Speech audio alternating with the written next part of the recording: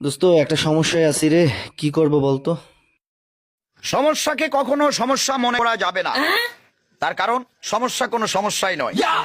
আর যদি সমস্যা না থাকে তাহলে সেটাই সবচেয়ে বড় সমস্যা। কিন্তু এখন সমস্যা আছে, অতএব কোনো সমস্যা নেই। তার কারণ হলো সমস্যার মাধ্যমেই সমস্যাকে সমস্যার মধ্যে ফেলে দিতে হবে। অনেক সমস্যার ভিড়ে একটি সমস্যা হলো নানামুখী সমস্যা। কিন্তু কোন রকম সমস্যায় যদি সমস্যা করতে না পারে তাহলে তো কোনো সমস্যাই নেই। আবার যদি সমস্যা এসে সমস্যাকে আবার সমস্যা করে দেয় তাহলে এটা আরো একটি সমস্যা।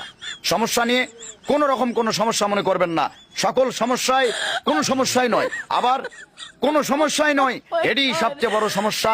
সবকিছুর মূলে সমস্যা থেকেই সমস্যা, সমস্যার ভিড়েই সমস্যা। সমস্যাকে সমস্যার মাধ্যমে সমস্যাকেই সমস্যা করে দিতে হবে। অতএব কোন রকম কোন সমস্যা নিয়ে আর কোনো সমস্যা নেই। সকল সমস্যা অলরেডি এখন সমস্যার মধ্যে পড়ে গিয়েছে।